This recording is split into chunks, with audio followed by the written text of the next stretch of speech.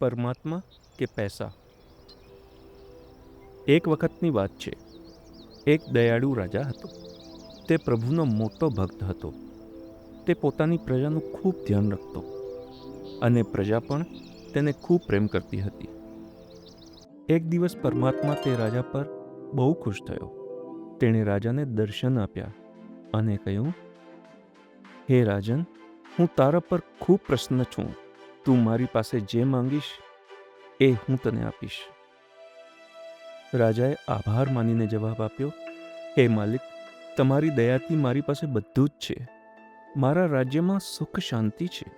છતાં મારા દિલમાં એક ઈચ્છા છે. હું ઈચ્છું છું કે તમે મને અત્યારે જેવા દર્શન આપ્યા એવા દર્શન મારી પ્રજાને પણ આપો. રાજાનું બોળપણ જોઈ પરમાત્મા હસ્યા અને રાજાને સમજાવ્યું કે બધા માટે માલિકનું અસલી સ્વરૂપ જોવું શક્ય નથી. પરમાત્માએ કહ્યું, મને અફસોસ છે, પણ એવું નહીં થઈ શકે. બીજું કંઈક માંગ અને એ તને ચોક્કસ મળશે. પરંતુ રાજા વારંવાર વિનંતી કરતો રહ્યો, કારણ કે તે ઈચ્છતો હતો કે તેના પ્રજાજનો પણ પરમાત્માને એ જ રૂપે જુએ જે રૂપે તે પોતે પરમાત્માને જોઈ રહ્યો હતો.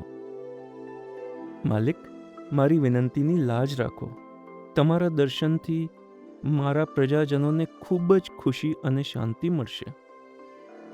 રાજાની નિસ્વાર્થ ભાવના અને ભક્તિ જોઈને પરમાત્માને દયા આવી. સારું, પરમાત્માએ કહ્યું, તારા પ્રજાજનોને લઈને કાલે સવારે પેલા પહાડ પર આવી જજે. હું તમને બધાને ત્યાં મળીશ.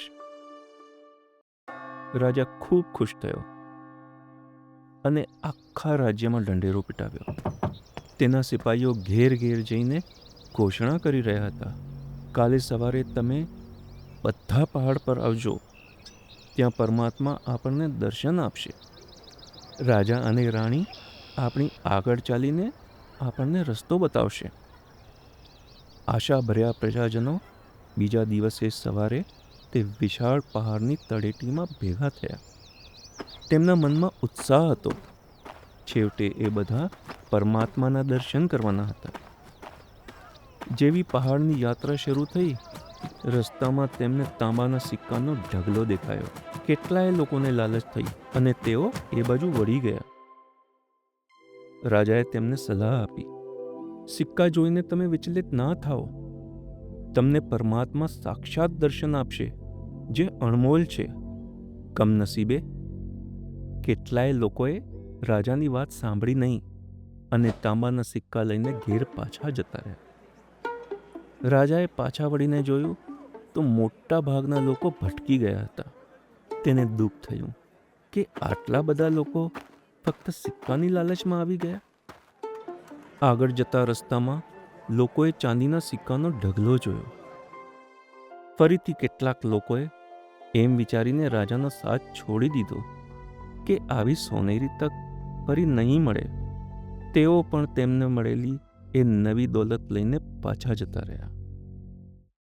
રાજા વધુ ઉદાસ થઈ ગયો.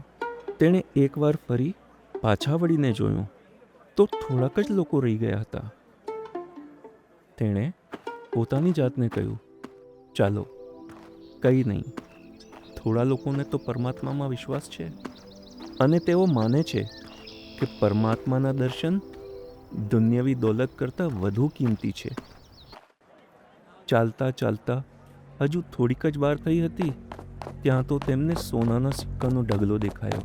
આ વખતે લગભગ બધા લોકો, એટલે સુધી કે રાજાના પરિવારજનો પણ સોનું લેવા માટે દોડ્યા. તેઓ પણ ખિસ્સામાં સોનું ભરીને ઘેર પાછા જતા રહ્યા. હવે માત્ર રાણી સિવાય કોઈ જ રહ્યું ન હતું. એ જોઈને રાજાનું દિલ ભરાઈ આવ્યું. દુઃખી હૃદયે તેણે કહ્યું, જો આ દુન્યવી વસ્તુઓ લોકોને કેવા ભટકાવી દે છે. તેઓ સમજતા જ નથી કે પરમાત્માના દર્શન કેટલા જરૂરી છે. આ બધી જ દુન્યવી સંપત્તિ તેની આગળ તુચ્છ છે.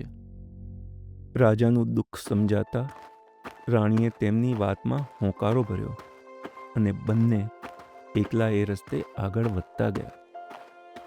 થોડી ક્ષણો પછી તેમને ચમકતા હીરાનો ઢગલો દેખાયો. રાણી પોતાની જાતને રોકી ના શકી અને તે હીરા ભેગા કરવા લાગી. તેણે તેના પાલવમાં એટલા બધા હીરા ભર્યા કે તેનો પાલવ ફાટી ગયો. રાજાનું દિલ સાવ તૂટી ગયું. છતાંય તે એકલો ચાલતો રહ્યો.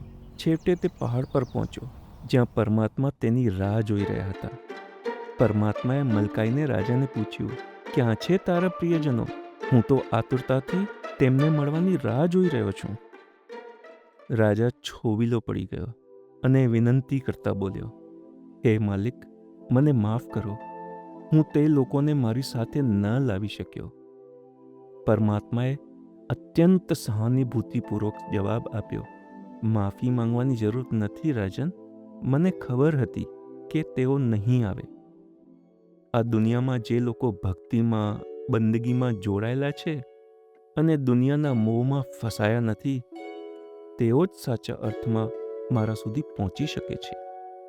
જે લોકો દુનિયાવી વસ્તુઓને મારા કરતાં વધુ મહત્વ આપે છે, તેઓ મારા દર્શન કરી શકતા નથી.